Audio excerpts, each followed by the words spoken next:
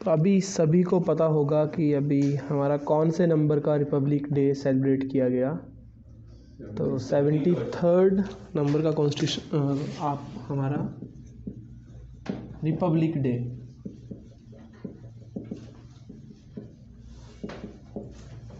ठीक है, और ये 73rd रिपब्लिक डे आपका कैसे हुआ?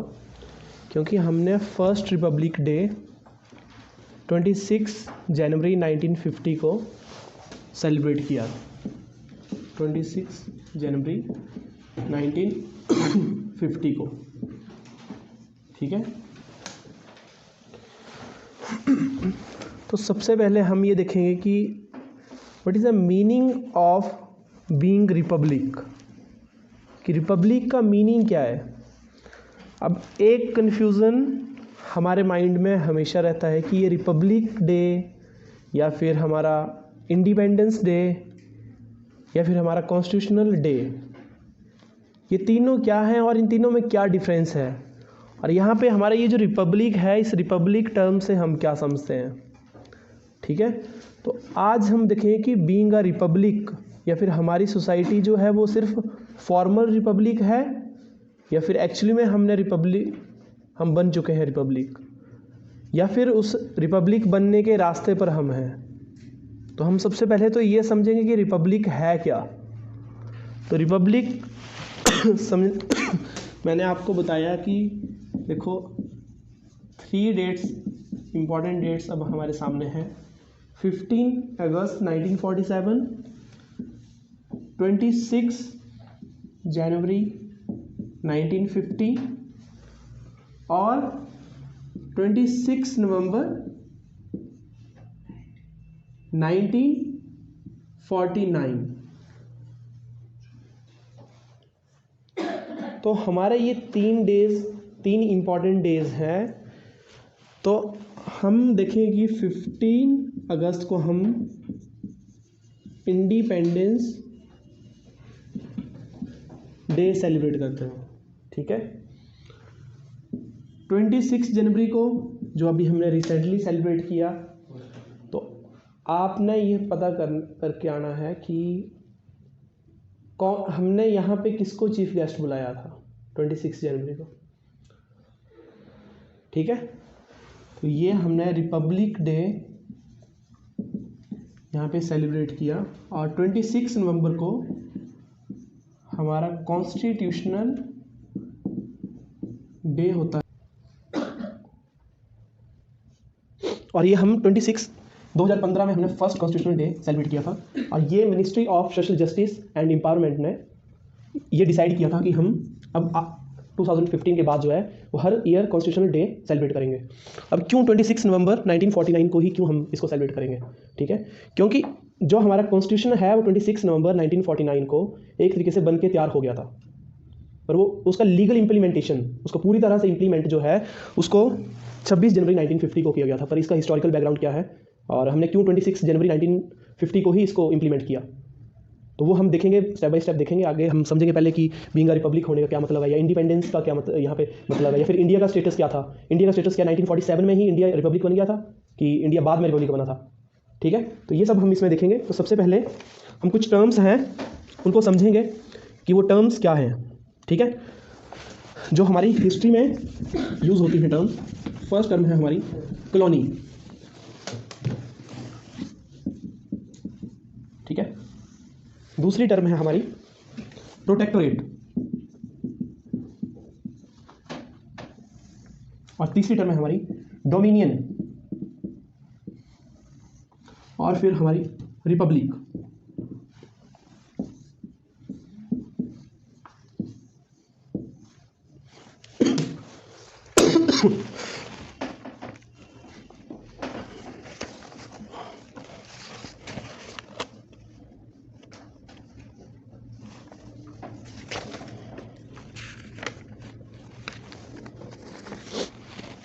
तो अब देखो कि हमारा कॉलोनी क्या होता है। ठीक है, जैसे हम एग्जाम्पल से ही चलते हैं इससे। ठीक है, जैसे हमने ले लिया ब्रिटेन, 2 कंट्रीज़ का एग्जाम्पल लेते हैं, ब्रिटेन और नेपाल। ठीक है, या फिर इंडिया लेते हैं हम। ठीक है, या फिर स्टेट 1 एंड स्टेट 2, ठीक है।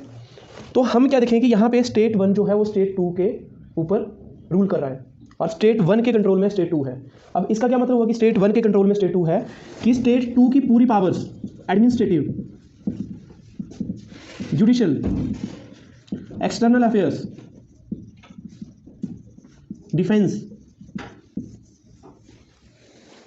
ठीक है, ये सब पावर्स जो है स्टेट 2 की वो किसके हिसाब से चल रही हैं? स्टेट 1 के हिसाब से, ठीक है। या फिर स्टेट 2 के रिसोर्सेज, ठीक है, कि स्टेट 2 के जो रिसोर्सेज हैं उनको किस हिसाब से यूटिलाइजेशन करना है उन रिसोर्सेज का, ठीक है। ये जैसे ब्रिटेन इंडिया के ऊपर कंट्रोल कर रहा था, वो इंडिया के कई रॉ मटेरियल को यहाँ से लेके जा रहा था ब्रिटेन में, ठीक है। या इंडिया के एडमिनिस्ट्रेशन को कौन कंट्रोल कर रहा था उस टाइम पे? कब? 15 अगस्त 1947 से पहले, ठीक है।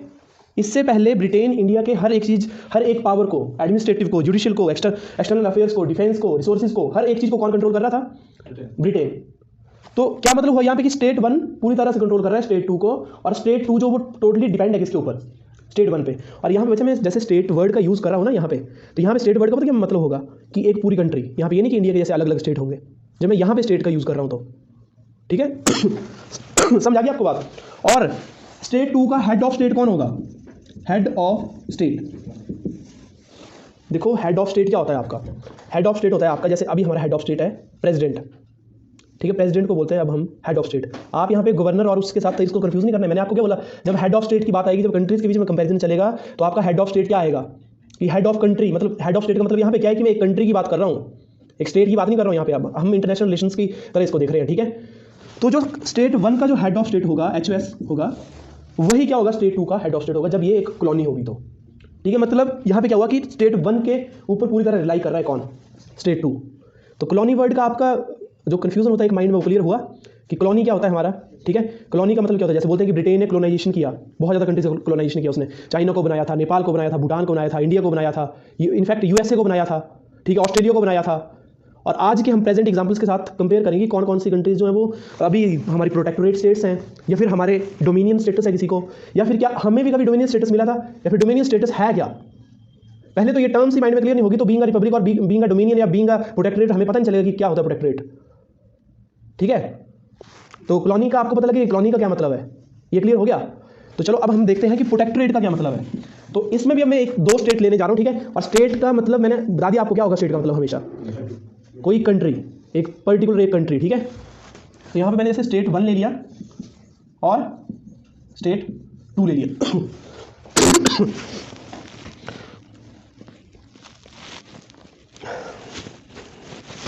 तो यहाँ पे बच्चे पता क्या चीज़ होगी आपकी कि जो स्टेट 2 है वो पूरी तरह से स्टेट 1 के ऊपर डिपेंड नहीं करेगा। और आपको पता है कि जब 1947 से पहले भी, 15 अगस्त 1947 से पहले भी इंडिया के कई राजाओं को प्रोटेक्टोरेट का स्टेटस मिला हुआ था।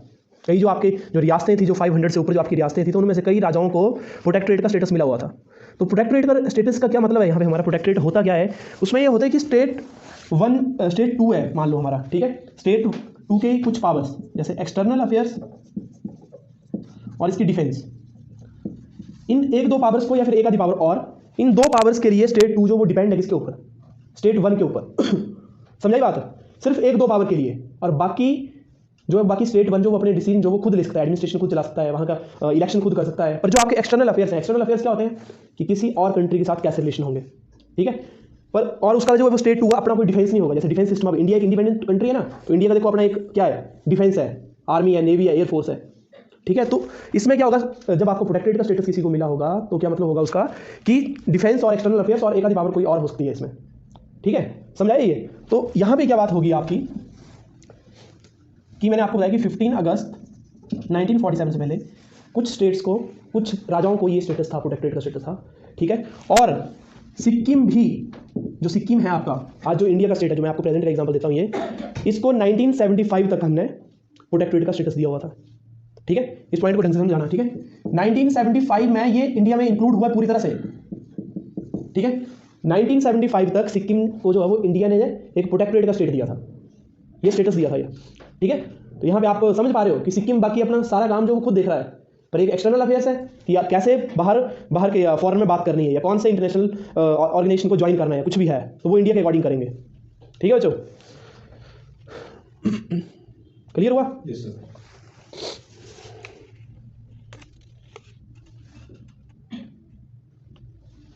ठीक है। और एक आपकी होती है टर्म सॉवरेनिटी और एक होती है सुरजनिटी।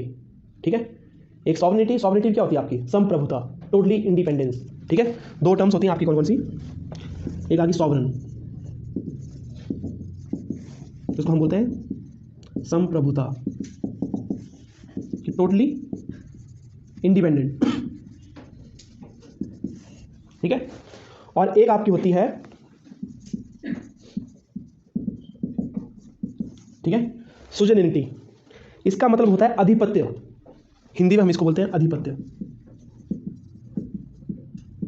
तो हम यहां पे क्या बोलेंगे? हम स्टेट 2 को जो वो कंप्लीटली सॉवरन बोल सकते हैं, यहां पे जो एक सॉवरन स्टेट है, वो सॉवरन स्टेट नहीं है एक। हम यहां पे ये टर्म यूज करेंगे सुजनिटी का, आधिपत्य, कि स्टेट 1 की सुजनिटी या फिर आधिपत्य है किस पे? स्टेट 2 पे।